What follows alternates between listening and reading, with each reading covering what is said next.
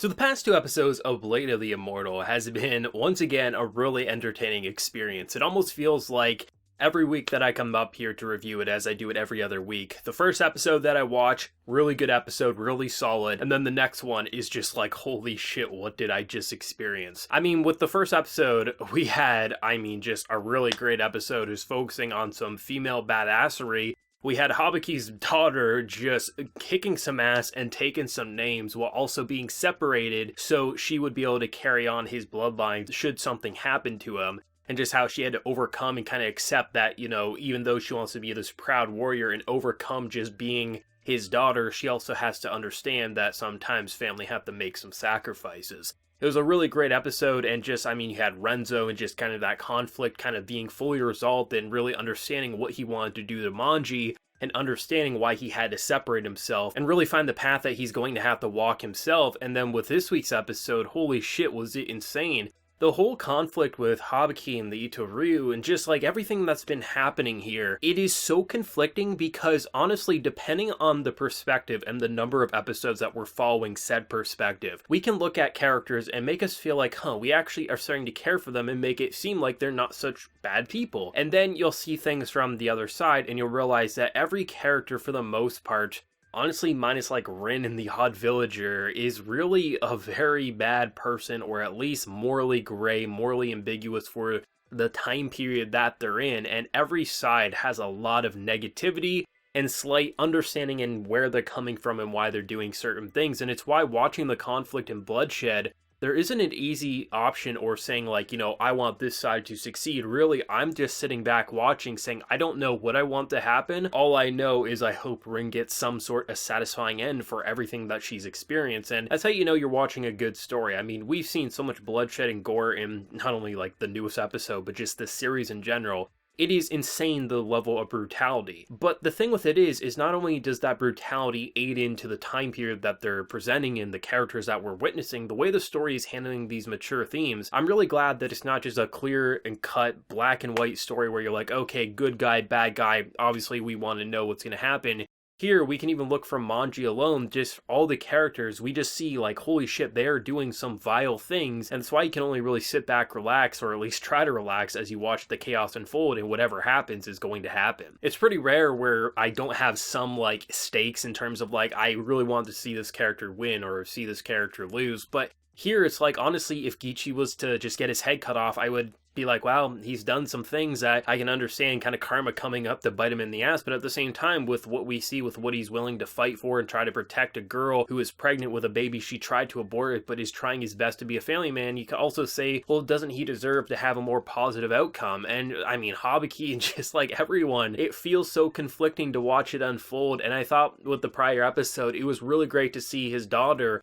and how I really liked her content, I have to say, especially with how she had to deal with a deserter and how anyone who tries to desert from the army or the little squad that's going in to take care of business is to be punished, and that obviously is to kill them. And it's really interesting how she was trying her best to basically kill this betrayer, and then everything was going to shit, and you see just one of the coolest assassination attempts where basically all throughout the forest they basically have this poisonous gas that should you sniff it long enough you're going to die of poisoning, and how she literally laid out the perfect trap so when it looked like she was dying she just had to move her foot to take out one of the members. That was one of the most badass and savage things in the past couple of episodes for sure. And it was really heartbreaking, but I thought it was nice to see a side of her father where, yes, absolutely, on one hand, it was to keep his bloodline active, even if it wasn't a full daughter, but at the same time, you definitely got a sense of there's a side to this killer, this side to this general that we don't see too often, and that's, family doesn't have to die alongside you. They might be able to have a chance to live on in your stead. And it was really nice to see that, and the Renzo content was probably my favorite part of the previous episode in just how, he's a character who could just easily be written as he was an angry kid for a couple of episodes, then he moved on. But the fact that they went the route of really making him feel conflicted because literally he watched his father die and having no idea why it happened, who he truly was, and basically the person that was raising him for a time is one of the most insane and gruesome characters we've seen in the past couple of anime seasons. So it's understandable why, even after everything that's happened, even after seeing what Rin went through, that he was still willing to try to kill Manji in his sleep, or at the very least just take his arms, because that's the punishment he thought he was deserving of. And it's interesting how someone like Rin really rose to the occasion, because this was one of her more powerful moments of really just saying, you know, the reason this all happened was because of me. I hired this man. I wanted him to kill these people, and how there isn't an easy way to tell someone what their father was, because, I mean, even from the viewer's point of view, a lot of the characters that we've despised have become characters we're interested in following, not because we like them necessarily on a personal level, but they have moments and story arcs that you kind of see that pretty much anyone in this time period is going to be pretty shady, especially if they're going to pick up a sword at any point in their life. So to have characters really be presented in a way that makes it feel like you can't just say your father was a bad person, because obviously he was a pretty damn good father. He was living a normal life, just he had a pretty dark past. How do you explain that? And to just give him the name and say that's something you're going to have to learn on your own, I thought was a very powerful moment to end a character arc that didn't feel just very like, I understand, my dad was a dick. Yeah, I guess he deserved to die. I love you guys. No, it's not something that you should be able to just swallow easily and just say, you know what, I absolutely agree, or you know what, screw that, I don't believe you, I'm just gonna kill you anyway. It's nice how they're handling character moments like that, and even though you can definitely tell at certain points this anime has been rushed, moments like Renzo and just his entire character arc overall has really shown that it's not rushed where it absolutely counts, which is why I saw a lot of people praising this episode in particular, the newest one, because it definitely felt like, yeah, there's definitely cut corners and things like that, but the main points that need to be there clearly were, and is setting up for one grand finale for the next 2 episodes 100%. And last week's episode was just really great. I have to say, it was a great episode across the board. So, of course, I was pretty excited to walk into this newest one, and holy shit did they deliver. This episode was action-packed, and the action in Blade of the Immortal definitely hasn't been the flashiest. A lot of times it's like a still frame, and then they do some sort of editing technique to make it look like animation even when they aren't actually animating, but really just applying effect and transitioning to something else. But I saw a lot of people say that it felt like this episode, it felt like there wasn't a lot happening and it was very hard to keep track of the movements. And I have felt that before in Blade of the Immortal, but I honestly thought this newest episode with episode 22 was one of the smoothest animated episodes in terms of fight sequences, especially Gichi's fight. It just felt like I understood exactly what was happening, and there was a lot of like just moving chains and things like that, which generally has Blade of the Immortal kind of doing a lot of cut corners to just allow for it to appear like it's moving, but clearly we don't always know what's happening on screen. But with that Gichi fight, I absolutely understood what was happening, and I thought there was quite a few moments that actually were quite exhilarating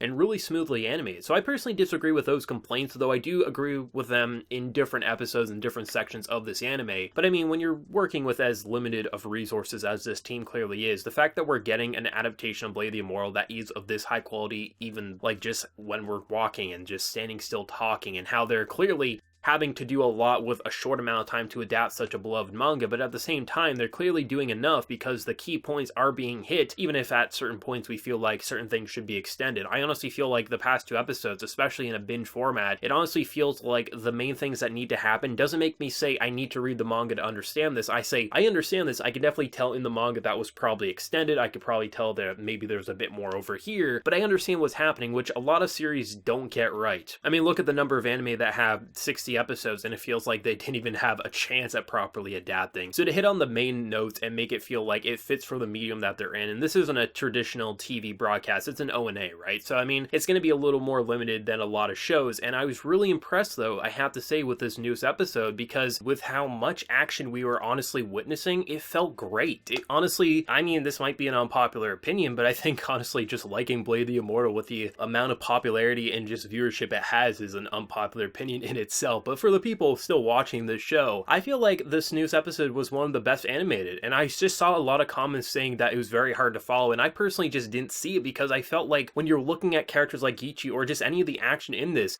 even though it definitely had the traditional, like, here's a slash, we're gonna cut, blood splatter, and then we're gonna see a little bit of a camera shake, that was there. But there was more moments that had a smooth transition for a sword swing or something like that out of most episodes in this anime, I honestly think. And since I started watching this show in a 2-episode format, since I started doing the reviews in a double dose, I've honestly found that Blade of the Immortal, it really does function better in a binge, because if you take into consideration the more slow and isolation that we witnessed with the prior episode, it felt like there was definitely some emotional high points. There was some action, sure, but honestly it felt more like character drama. And then you jump into this newest episode, and it is batshit insane, exhilarating action non-stop, almost non-stop really. And it was really nice to see how when you watch those together, it feels like just such a great chapter of a book, as if you're doing this setup, your emotional closure, really getting characters separated, so then when you jump into this battle, it just feels like something you couldn't even possibly predict. And just imagining what 23 and 24 could do, because it definitely feels like the end is here. I mean, you end the episode with just arrows coming flying down, and it's like, how's Manji or the others going to get through that? And you're seeing characters who you're like, I hate you and I like you all at the same time. Should I want to root for you, or should I let the sickness kill you? It's like, there's just so much conflicting feelings about it, and I think that's why a lot of people have enjoyed Blade of the Immortal, at least the people who have kept up with this anime, because it feels like nothing that you can really predict or accurately say, I love this character or I hate this character. Manji has killed a lot of people and I love him, but at the same time, you can't say he isn't without his sins. I mean, I think really the only thing I hope for in this show is a good outcome for Rin. I mean, I thought she was going to come out with brain damage or just she might have ended up dead, but it was nice to see that even though, yes, she's a main character and she did drown, it's not impossible for a character to come back from that. And when she did come back, I like how she actually had to take some time to recover her strength, and she wasn't just walking around just immediately. It actually took her some time. So it's nice to see how, even though characters do survive in this show, it's not like they come out